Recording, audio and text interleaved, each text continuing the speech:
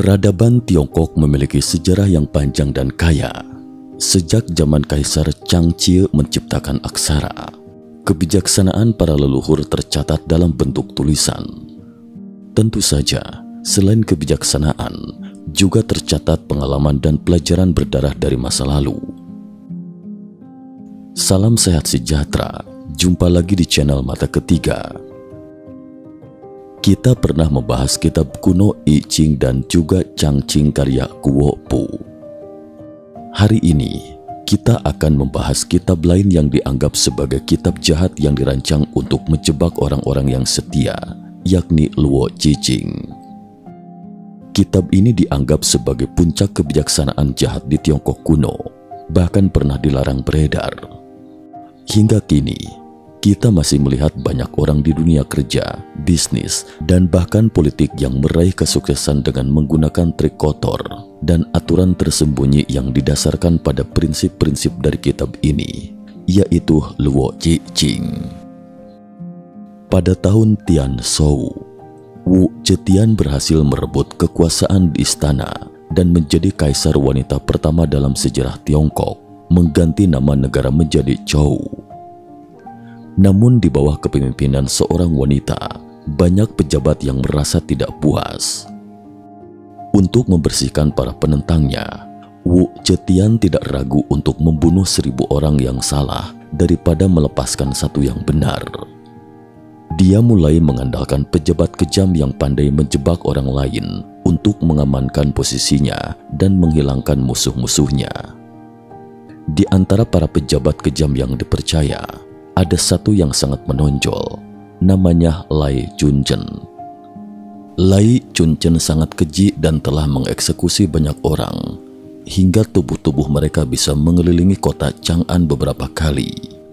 Lai Chunchen bahkan diangkat menjadi pejabat polisi rahasia kekaisaran dan memiliki kekuasaan besar atas para pejabat kejam lainnya. Untuk mengarahkan bawahannya, dia menulis sebuah kitab berjudul Luo Cicing, yang artinya kitab untuk menjebak orang dengan tuduhan palsu.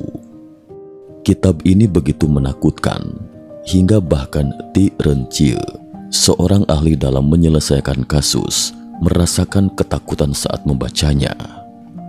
Wu Zetian pun merasa bahwa kitab ini sangat mengerikan dan mengakui bahwa isinya sangat kejam.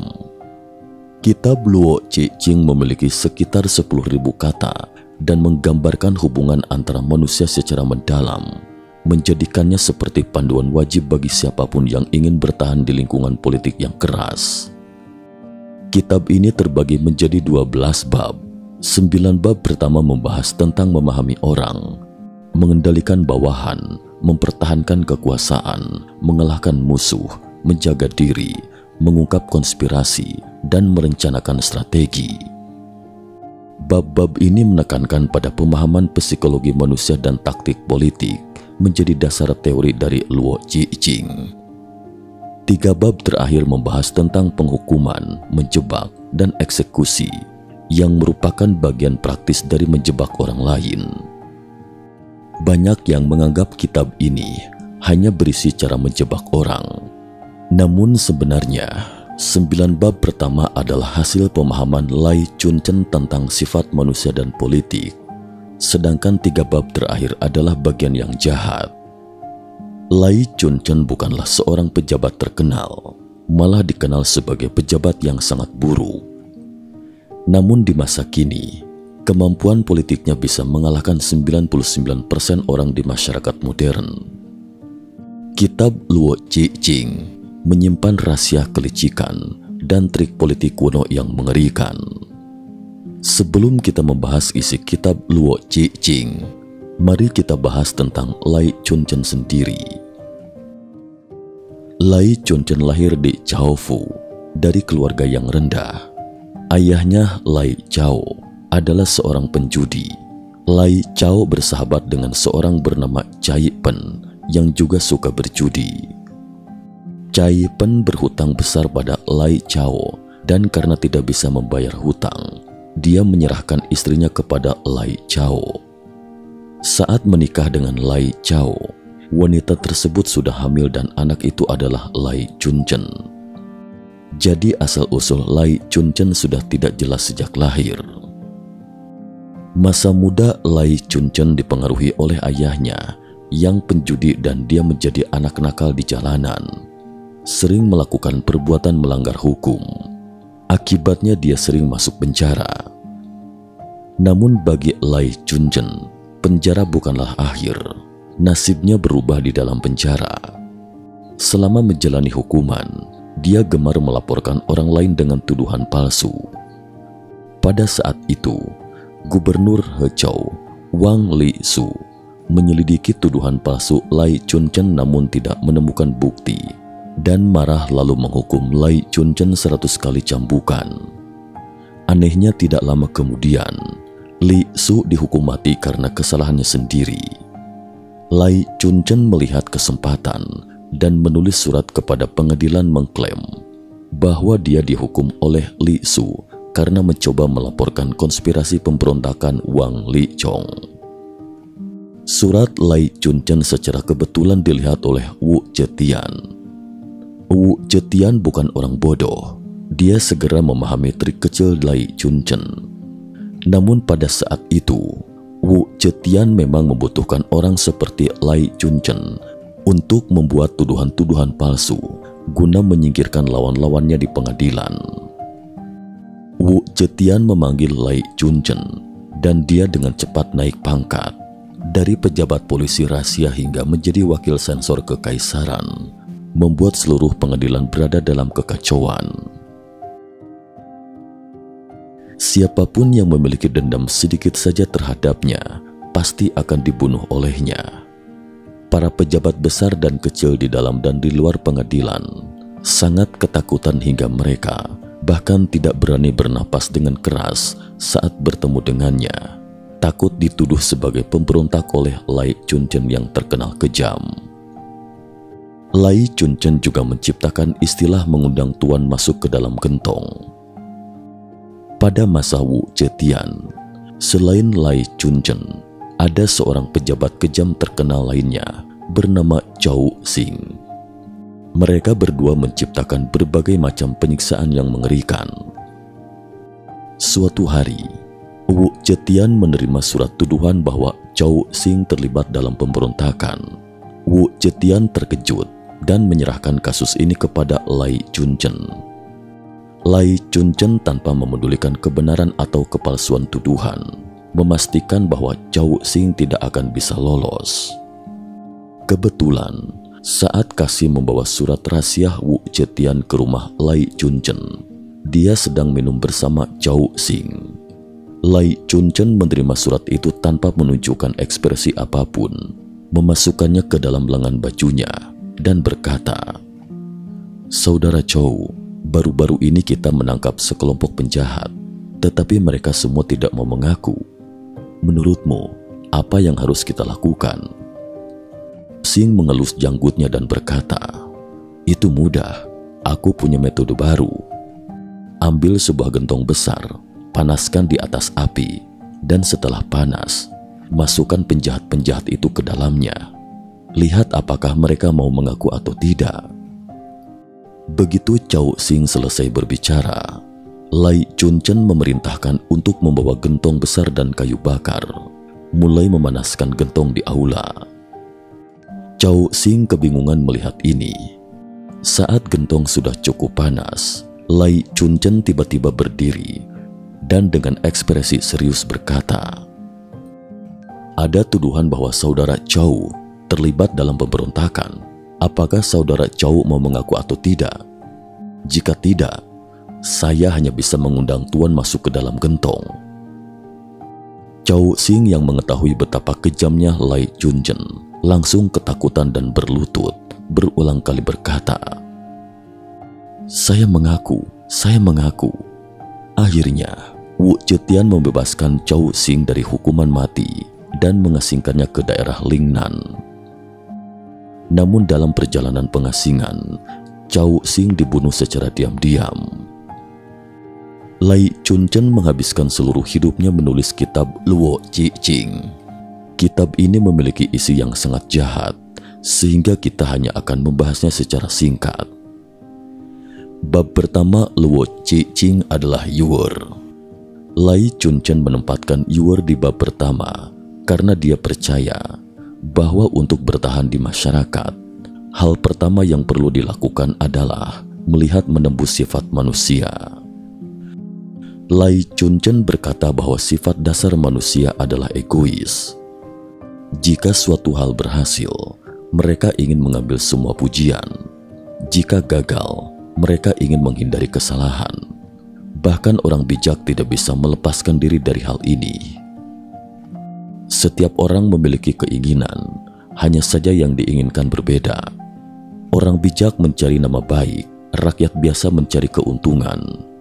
Perbedaannya adalah ada orang yang menunjukkan keinginannya dengan jelas, disebut orang jahat yang jujur, sementara yang lain menyembunyikannya di dalam hati, disebut orang munafik. Lai Chunchen memberikan contoh Kaisar Yang dari dinasti Sui. Kaisar Yang adalah putra kedua Kaisar Wen dari Sui dan permaisuri Tuku. Awalnya Kaisar Wen menunjukkan putra sulungnya, Yang Yong, sebagai putra mahkota. Namun Yang Yong hidup mewah, memiliki banyak istri, dan mengabaikan istri sahnya, membuat permaisuri tidak senang. Di sisi lain, Yang Kuang, Kaisar Yang, berpura-pura menjadi suami yang setia, mengabaikan silir-silirnya dan hidup sederhana, bahkan memakai pakaian lama. Pada tahun 600 Masehi, setelah 19 tahun menjadi putra mahkota, Yang Yong dicopot dan Yang Kuang diangkat sebagai putra mahkota. Setelah menjadi kaisar, sifat asli Yang Kuang muncul. Dia hidup mewah, suka wanita, bahkan menggoda selir ayahnya. Pada tahun 604 Masehi, Kaisar Wen meninggal secara misterius, dan Yang Kuang segera memerintahkan pembunuhan saudaranya, Yang Yong. Dinasti Sui pun mulai mengalami kemunduran. Lai Chunchen mengatakan bahwa hati manusia kebanyakan penuh dengan tipu daya dan tidak boleh tertipu oleh penampilan. Bab kedua Luo Cicing adalah Sisang, yang berbicara tentang cara menjilat atasan. Lai Chunchen percaya bahwa setiap pemimpin memiliki kecurigaan dan selalu waspada terhadap bawahan. Seorang pemimpin adalah seorang pemimpin, jangan mencoba menjadi teman mereka. Pujian harus diberikan dengan bijak dan tidak malu-malu, serta harus tepat sasaran. Yang paling penting, jangan pernah menganggap pemimpin sebagai orang bodoh. Seorang pemimpin pasti memiliki kelebihan yang membuatnya menjadi pemimpin. Jangan mencoba untuk terlalu menonjolkan diri di hadapan pemimpin. Karena seperti raja-raja kuno yang tidak suka bawahan yang terlalu kuat, seorang pemimpin yang merasa terancam akan menyingkirkan bawahan tersebut.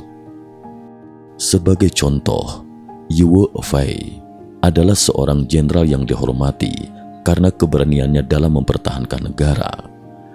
Namun kekuatannya membuat Kaisar Song Caochong merasa terancam, dan akhirnya Yuwe Fei difitnah dan dihukum mati. Sebaliknya Cheng Kuofan, setelah mengalahkan pemberontakan Taiping, dengan bijak membubarkan pasukannya sendiri sebelum Cixi memerintahkannya, sehingga dia selamat dari ancaman kekuasaan. Lai Chunchen menulis bahwa setelah memahami cara menjilat atasan, langkah berikutnya adalah mengetahui cara mengelola bawahan. Sebagai pemimpin, jangan percaya bahwa bawahan yang menjilat tulus, karena mereka selalu mencari cara untuk naik pangkat, bahkan jika harus menginjak tubuh pemimpinnya. Oleh karena itu, seorang pemimpin harus menunjukkan otoritasnya.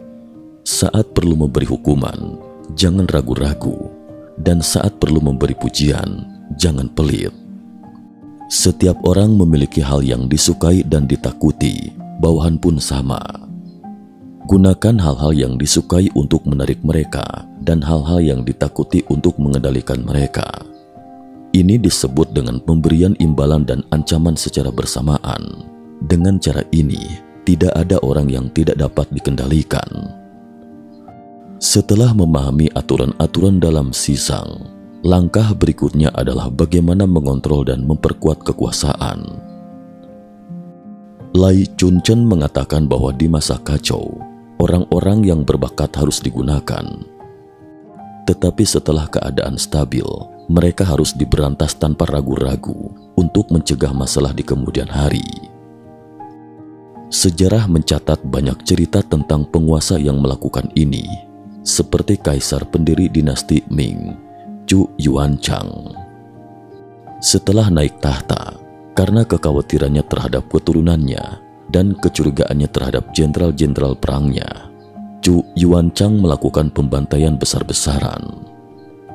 Hanya sedikit jenderal yang selamat dari pembantaian tersebut, seperti Keng Pingwen, Tang He, dan Guo Ying. Lai Chun-chen juga mengatakan bahwa di masa damai, orang yang setia harus digunakan, meskipun mereka biasa-biasa saja, karena orang yang biasa-biasa saja lebih mudah diatur. Contohnya adalah Kaisar Qianlong yang menggunakan He Sen sebagai contoh kesetiaan di masa damai. Bagi para pemimpin, mengendalikan rakyat adalah puncak dari kontrol kekuasaan. Rakyat tidak boleh terlalu pintar, karena jika mereka terus-menerus menentang pejabat, negara akan jatuh ke dalam kekacauan. Ini adalah kebenaran yang berlaku sepanjang sejarah, baik di timur maupun barat. Volume kelima, Qiti, berbicara tentang cara mengalahkan musuh. Menurut Lai Chun-chen, tidak ada musuh yang abadi dan tidak ada teman yang abadi. Dunia politik penuh dengan kepalsuan. Teman hari ini bisa menjadi musuh besok.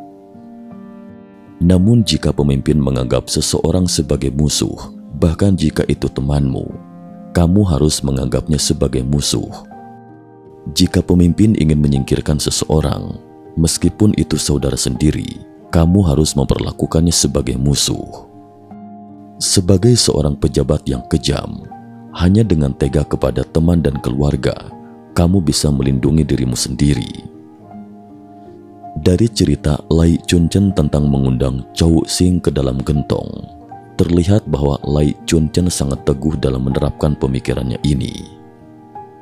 Lai Chun-chen juga mengatakan bahwa tuduhan paling mematikan adalah dengan menggunakan dakwaan pemberontakan, karena di masa lalu, pemberontakan adalah kejahatan besar yang mengakibatkan hukuman mati bagi 9 generasi keluarga.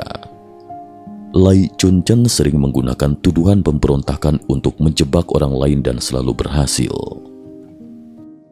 Volume ke-6 dan ke-7 dari Luo Qixing adalah tentang mempertahankan kehormatan dan melindungi diri. Semua isi dari 5 volume pertama tentang bagaimana menjilat atasan, mengelola bawahan, dan mengendalikan kekuasaan, semuanya ditujukan untuk 2 volume ini, yaitu menjaga kehormatan dan melindungi diri. Lai Chun-chen mengatakan bahwa ketika seseorang mencapai jabatan tertentu, dia pasti akan menjadi sasaran kecemburuan. Bahkan jika kamu tidak ingin menyakiti orang lain akan berusaha menyakitimu. Sebelum orang lain mencoba menyakitimu, kamu harus memikirkan cara untuk mempertahankan kehormatan dan melindungi diri. Lai Chun-chen menekankan 2 hal.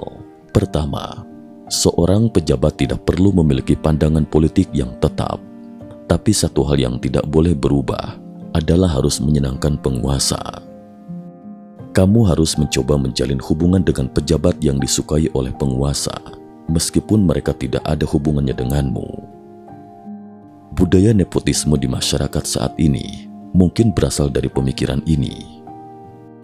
Kedua, jika kamu ingin menjebak orang lain, pastikan kamu telah melakukan penelitian latar belakang yang baik agar tidak membuat musuh yang tidak seharusnya. Contohnya adalah Liu Jin, seorang kasim besar dinasti Ming. Selama masa pemerintahan Kaisar Cheng Te, ada 2 orang yang penting, yaitu Liu Jin, kasim besar yang dekat dengan kaisar, dan gurunya Yang Ting-he. Pada masa dinasti Ming, pengaruh kasim semakin kuat, dan Liu Jin yang selalu bersama kaisar memiliki kekuasaan yang besar. Setelah Kaisar Chengde naik tahta, kebiasaan bermain-mainnya terlihat jelas. Dia sering mendengarkan musik, menonton tarian, berburu dan bertarung kuda, sehingga mengabaikan urusan negara. Yang Tinghe sebagai guru Kaisar tidak menyerah dan setiap hari menyiapkan pelajaran dengan cermat, berharap dapat menarik minat Kaisar. Suatu hari saat mengajar, Yang Tinghe secara halus menyarankan agar Kaisar menjauhi orang-orang yang hanya ingin bersenang-senang dengannya dan mendekati orang-orang yang dapat membantunya berkembang. Kata-kata ini jelas ditujukan kepada Liu Qin yang tidak senang mendengarnya. Liu Qin mencari alasan untuk mengirim Yang Tinghe ke Nanjing sebagai wakil menteri urusan rumah tangga. Namun tidak lama setelah itu, Kaisar merasa kehilangan Yang Tinghe dan bertanya kemana dia pergi. Ketika mengetahui bahwa Yang Tinghe dikirim ke Nanjing, Kaisar marah dan memerintahkan agar dia segera dipanggil kembali ke Beijing. Liu Qin yang tidak menyadari kedekatan hubungan antara Kaisar dan gurunya, dengan ceroboh mencoba menyingkirkan Yang Tinghe. Jika Liu Qin lebih berhati-hati dan tidak membuat musuh dari orang-orang yang tidak seharusnya, mungkin dia tidak akan berakhir dengan hukuman mati yang kejam. Terkadang, kita terlalu tinggi menilai diri sendiri. Meskipun Lai Chunchen menulis tentang pentingnya melakukan penelitian latar belakang sebelum menjebak orang lain, akhirnya dia sendiri menjadi korban dari prinsip ini. Bab ke-8 dan ke-9 dari Luo Qi Jing adalah tentang menyelidiki pengkhianat dan merencanakan. Lai Chunchen mengatakan bahwa menjadi pengkhianat adalah sebuah seni.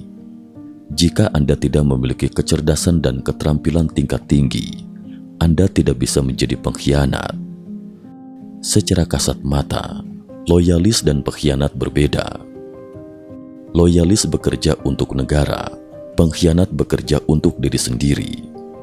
Namun faktanya, apakah seseorang loyal atau pengkhianat ditentukan oleh Kaisar? Loyalis dan pengkhianat dapat saling berganti peran. Seseorang yang dipercaya oleh Kaisar meskipun seorang pengkhianat akan dianggap sebagai loyalis, seperti Qin Hui. Sebaliknya, seseorang yang ditakuti atau tidak disukai oleh Kaisar, meskipun loyalis, akan dianggap sebagai pengkhianat, seperti Yu Fei. 3 bab terakhir dari Luo Qi Jing tentang penuntutan, hukuman, dan penyiksaan adalah pedoman kejahatan yang nyata. Alasan kami membahas 3 bab terakhir ini adalah karena meskipun tidak terlalu relevan dengan praktik saat ini, kita bisa melihat tingkat politik orang-orang zaman dahulu. Lai Chunchen mengatakan bahwa semua orang dapat dijatuhi hukuman sesuai dengan pepatah Yu Chia Zhou Cue Hou Huan Wu Shou. Jika ingin menuduh seseorang, selalu ada alasan. Kualitas hukuman bukan terletak pada teksnya, tetapi pada orang yang menegakkannya. Saat menjebak seseorang, setiap tuduhan harus disampaikan secara serentak dari beberapa tempat dalam radius 1000 mil. Setelah diverifikasi, semua kesaksian harus sama, sehingga tuduhan tersebut akan sah. Inilah yang disebut Luo Qi. Selain itu, tidak ada cara untuk menghindari hukuman. Begitu seseorang ditangkap, jika sudah ada perintah dari atas, interogasi harus segera dimulai tanpa belas kasihan. Karena rasa sakit lebih sulit ditahan daripada kematian, orang sering mengakui dosa besar untuk segera mati daripada menanggung siksaan. Bagi mereka yang tidak mau mengaku meski di bawah siksaan, Anda harus tahu cara menyerang kelemahan mereka. Orang berpendidikan tidak tahan penghinaan, dan kebanyakan orang takut keluarganya terlibat. Jika Anda tidak mengaku, saya akan memperluas jangkauan hukuman, melibatkan semua orang di sekitar Anda. Metode ini adalah keahlian utama dari Luo Qin Chun, yaitu Kua Wan, menggali lebih dalam. Tidak takut membuat masalah menjadi besar, semakin besar semakin baik, sehingga prestasi bisa lebih menonjol. Penguasa mencari kestabilan, pejabat mencari penghargaan.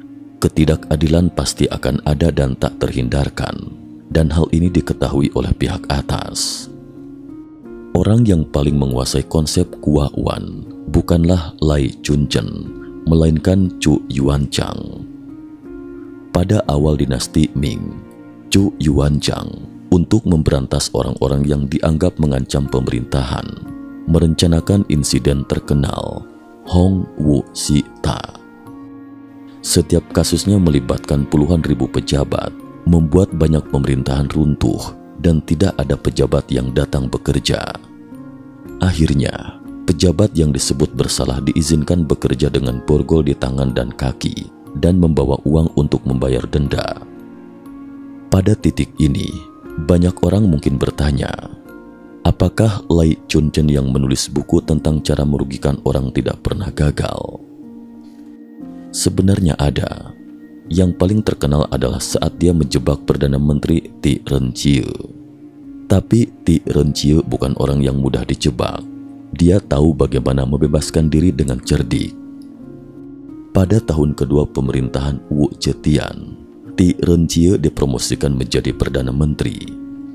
Namun baru 4 bulan menjabat, Ti Renjie sudah dituduh berkhianat oleh Lai Chunchen. Bagaimana Ti Renjie bisa lolos dari bencana ini? Tidak diduga oleh Lai Chunchen. Sebelum disiksa, Ti Renjie segera mengaku bersalah dan mengatakan dia siap dihukum mati.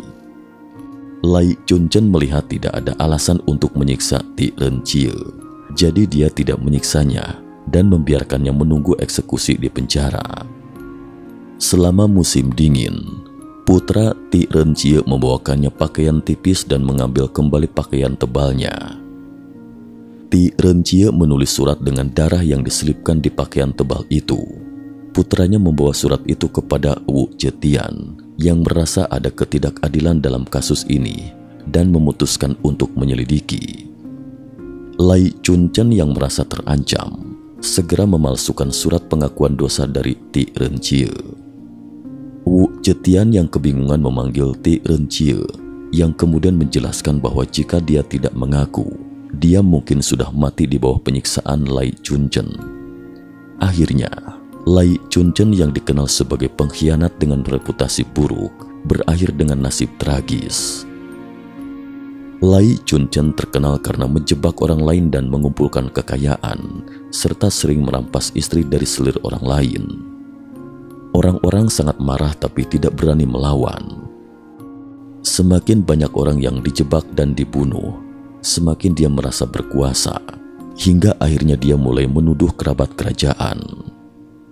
Pada tahun 697 Masehi, Lai Chunchen merencanakan tuduhan palsu dan menuduh para pangeran dari keluarga Wu dan Putri Taiping berkhianat.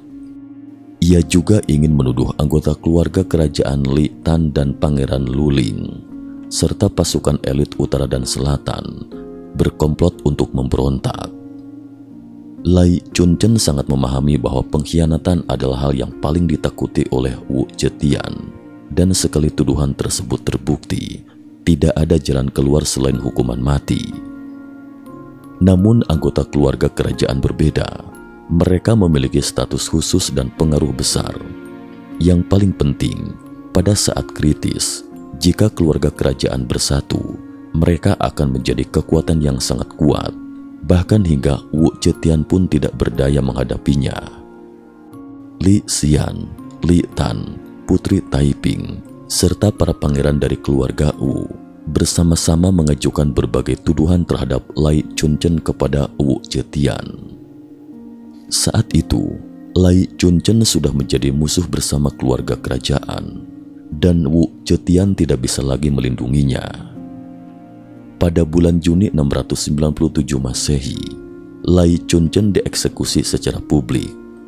Selama eksekusi, mulutnya disumpel dengan bola kayu. Alasannya sangat sederhana. Lai Chunchen adalah orang yang licik dan mengetahui banyak rahasia Wu Zetian.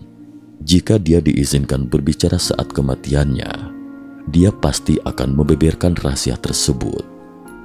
Konon setelah eksekusi Lai Chunchen, mulai dari pejabat tinggi rakyat jelata, semua merayakan dengan gembira. Mereka merasa akhirnya bisa tidur nyenyak tanpa rasa takut. Ada yang berpendapat bahwa Luo Cicing, buku jahat sepanjang masa ini, seharusnya dijadikan buku terlarang selamanya dan tidak pantas untuk dibicarakan. Namun kami berpendapat bahwa strategi dan kecerdikan dalam buku ini, orang baik tidak akan bisa menggunakannya dan orang jahat tidak perlu diajari. Niat jahat tidak boleh ada, namun kewaspadaan terhadap orang lain harus ada. Orang yang jujur mendapatkan buku ini bisa menggunakannya untuk melindungi diri, sementara orang jahat yang mendapatkannya, silahkan lihat nasib Lai Chunchen sebagai referensi. Merugikan orang lain akhirnya akan merugikan diri sendiri. Jangan lupa, saat Anda menatap ke dalam jurang, jurang itu juga menatap balik ke arah Anda. Cukup sekian dulu. Terima kasih atas perhatiannya.